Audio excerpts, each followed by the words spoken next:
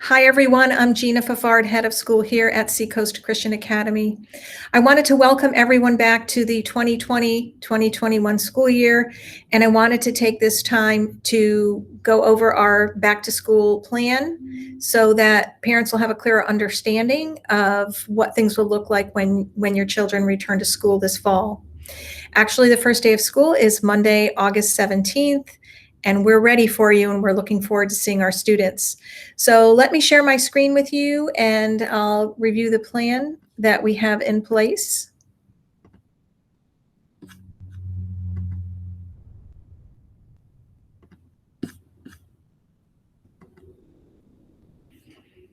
This plan actually is on our website. So if you would like to go back and review it after this presentation, you're welcome to do that.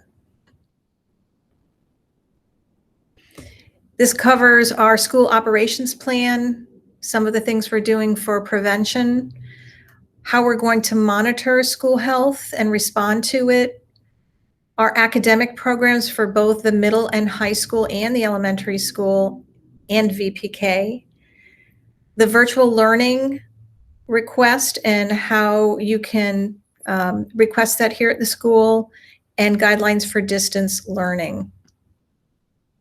First, I want to ensure you that our goal is to open school in the safest manner possible. We want to make sure that our students receive the best educational opportunities possible under the circumstances. We also have put together an instructional continuity plan. It's an ICP. We have to submit that to the Florida Department of Education, and that includes our academic and operations plan for opening school during the current pandemic. So this presentation has some highlights of our ICP and then some other information that we felt was important to parents.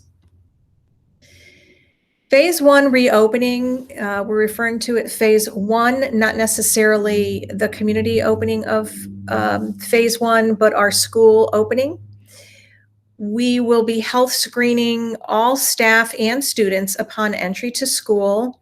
We also have a COVID compliance app that staff will be checking into each day to monitor health, and that will help us record and keep a record of status of the health and monitor the health of our staff. We'll also be logging temperatures as students and staff enter so that we will be able to track any changes that might happen throughout the day or throughout the week. Anyone with a fever greater than 100.4 will be sent home. So we ask parents that before you even bring your child to school, if they're not feeling well, if they feel a little warm, that maybe you let them take a day at home to monitor their health. Staff and students will be using face masks while they're on campus, and we did order sneeze guards for the elementary students' desks. They are back ordered. So in the meanwhile, we do have clear plexi face shields. They're very lightweight, and we will offer those to students to use at their desks. They're a little more comfortable than a face mask. It allows the teacher to see the child's face and mouth, and communication is a little better with a face shield. We are offering a hybrid model of instruction for grades 7 to 12. For our elementary, we are offering in-person learning. And then there is an optional virtual model for our elementary students. We do have some middle high school parents that have requested the virtual, 100% virtual for their students. And we will do the best to provide that for you. But parents, we want you to keep in mind that our teachers will be here during the day actually teaching classes in person, so that if you opt for 100% virtual every day of the week, that your child will have to do some work on their own, log into Google Meet during the day to listen in on classes, and then they can have some one-on-one with their teachers during their teachers' office hours. And each teacher will communicate that information to their particular students that are in their classroom. We are making efforts to reduce students having to change classes, reducing our flow of the lunch waves. so that we will separate students into smaller groups, and some students will actually have lunch in their classrooms. We'll be practicing social distancing practices in the classrooms. We're separating desks so that students have more space around them. We'll be cleaning and sanitizing. There is hand sanitizer, plenty of it available in every classroom. We are going to ask that students wash their hands frequently, use hand sanitizer, and then sanitize their own desks, clean their own desks throughout the day if needed. We will have cleaning crews on duty here to do some deep cleaning throughout the week. Because we have the hybrid schedule at the middle and high school, it will allow us to have some off days to do some deep cleaning of the classrooms. And that means wiping down surfaces that are frequently touched by students. At the elementary school, we'll be doing that throughout the day and after school. Temporarily, we're going to be not having any school assemblies or performances at the beginning of the school year. Sporting events are going to follow state and local spectator protocols, and our Coach Williams is getting the most current information he can on what that will look like, and we will communicate that out to all of our sports parents. If we get to phase 2 pretty quickly, and that will have to do with what it looks like in the community. We're sort of mirroring what's happening out in the community as far as protocols on wearing masks, social distancing, and a lot of this depends on the number of COVID cases that are being reported each day. And as they start to decline, we'll be able to start loosening up some of our protocols regarding student movement and working in groups and those types of activities. We will continue throughout the year to be sanitizing and cleaning. Right now we're dealing with COVID, but we also know that as winter comes, we'll be having flu season. Flu season will be upon us. So this will be a year-long effort on our part. For preventative practices, we're asking that, parents, when you're home, please check your child daily. And if there's been exposure to someone with COVID, your child should, and there's been direct exposure, and that means less than 6 feet for more than 15 minutes at a time. If you have someone in your household who has tested positive for COVID, it's probably the best idea to keep your child home. We'll provide distance learning material to make sure that your child doesn't skip a beat in their education. But the most important thing is that everyone stays healthy in your household.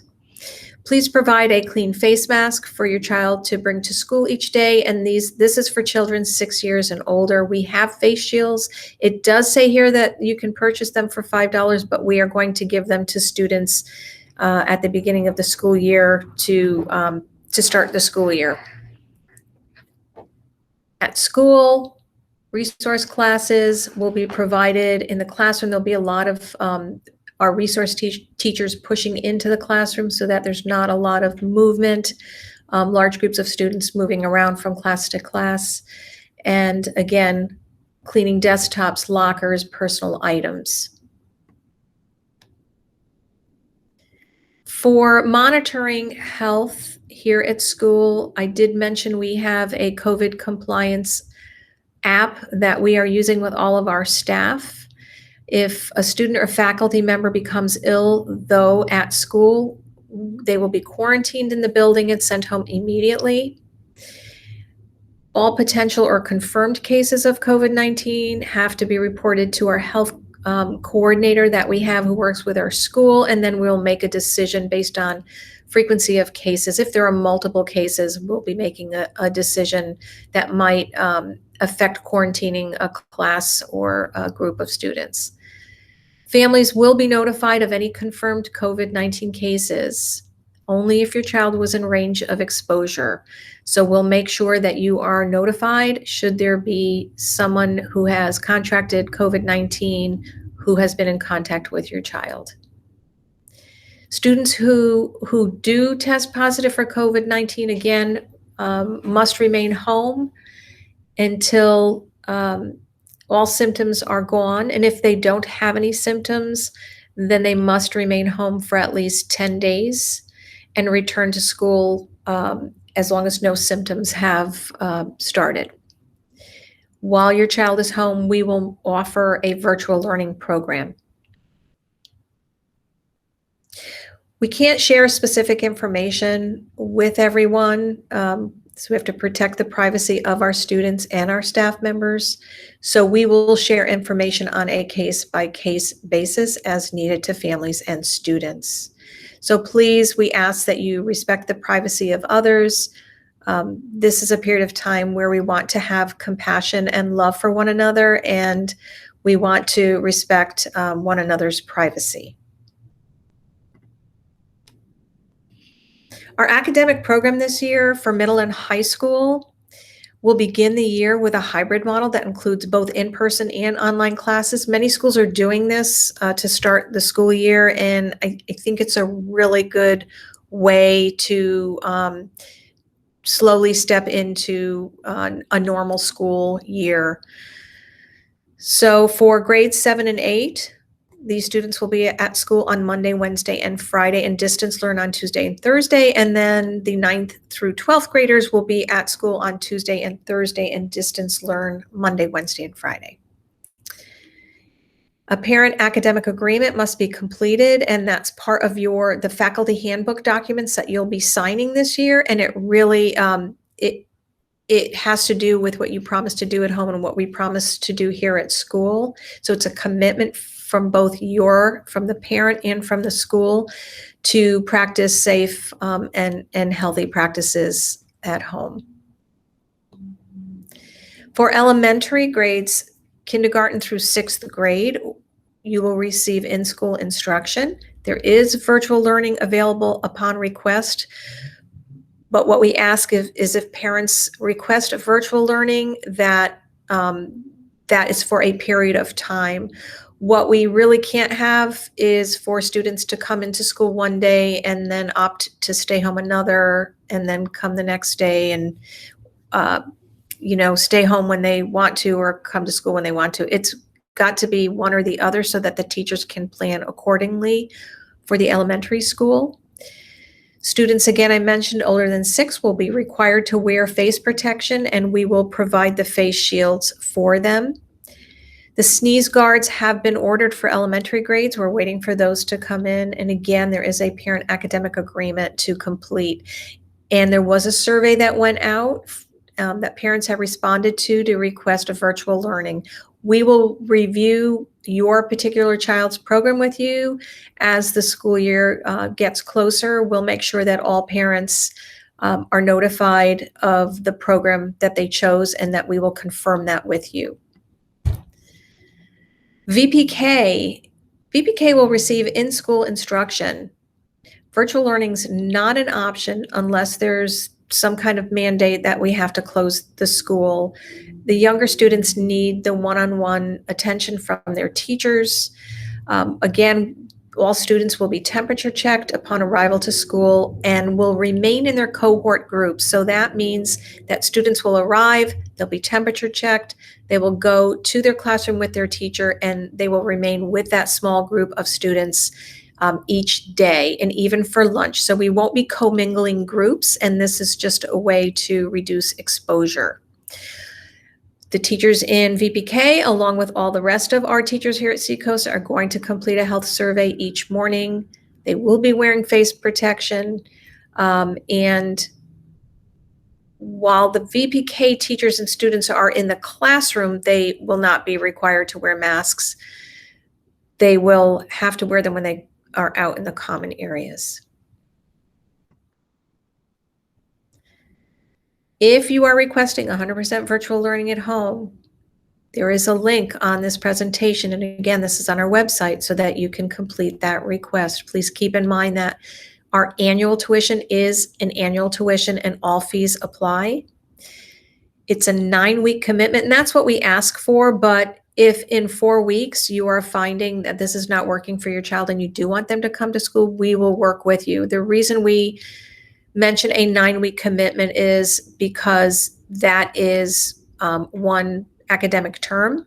So it just makes more sense for the child to complete the full term and then start the next academic term, perhaps in school. You can always reevaluate your choice after first quarter or even before first quarter if it's not working for you. We will work with each and every family. Distance learning does still require daily meetings with teachers, face-to-face meetings. So we will, again, for the elementary, there will be daily meetings with teachers, and each teacher will let parents know what time that will be. We are exploring the idea of keeping a Google Meet running during the day so that students at home can check into class and see what's going on. So we're trying to work with all of the technology we have to make the experience for your child as close to being in school as possible. Lunch is available for any student enrolled, even if they are in distance or virtual learning. You can make arrangements to pick up meals by ordering on Fridays for the following week. So if your child is going to be home for the week and you would like meals, you can make arrangements by emailing our chef, Jeff. His email is there to place your orders. Distance learning guidelines. So it's really important that there's daily attendance. Your child will have to report to class on time at the time that the regular classes meet. So for example, at the middle school and high school, class begins at 8 a.m. So on the days that students are distance learning, they will still have to check in at 8 a.m. via Google Meet with their teachers. Teachers will also provide daily contact and office hours for extra help. And the pacing for distance learning will follow in-school routines and deadlines. So again, we're trying to keep things moving as normally as we can under the circumstances. For progress monitoring, we will assess student progress on a weekly basis. We've asked teachers to put grades in by Friday so that parents can go into their parent portal and check the status of assignments, make sure your student is not missing any assignments, and if they are, please communicate with the teacher and get those, whatever missing work is, get that in quickly. Schoolwork will follow the SCA handbook and classroom policies and honor code. So that has to do with cheating and plagiarization and things like that could be a possibility in distance learning. We trust that our students' work will be authentically their work. Assessing virtual learning. Students must have internet access at home in order to participate in the distance learning or virtual learning at the elementary. Students can use their own devices at home, or you can request a school device from administration. We'll be utilizing Google Classroom and other approved web platforms, and each teacher in their syllabus will have that information. If somebody needs a device, as we did in the spring, you can request that through the school, and we'll make sure that you have a device to use at home for your student. So in closing, just pray as a family. I know that through this time, there's been a lot of stress and anxiety that people have gone through. There's been challenges with folks losing jobs, reduced income, family members being ill, all kinds of things. So it's really important that as a family that we really huddle together, pray together, and support one another. And talk to your children. Don't be afraid to talk to them about the coronavirus. And sometimes we don't talk to children appropriately about things, and it creates more fear in them because they don't understand it. So help your child understand at the age level they are what this virus is and how we can keep them safe. And manage stress. This is definitely an overwhelming time for all of us. So take time for personal devotions, stay calm, um, reach out to a friend, get the support of others. We send our love and prayers to all of our Seacoast families. We're here for you, and we look forward to serving you and your students, your children this school year. So thanks, everyone. Thanks for listening, and we will continue to give you more information. Arrival this year, as you're driving in, our typical drop-offs for middle school and high school will be changed. We're going to have one funnel point where we can temperature check all of the students as they come in. So we'll send you information on that. Also at the elementary, please follow the car line. There'll be cones out and you'll know which way to go. And be patient in the morning. We're going to need time to get everyone checked in before they arrive to school. Thanks, everyone, and have a wonderful rest of your day. And we look forward to seeing your children on Monday, August 17th.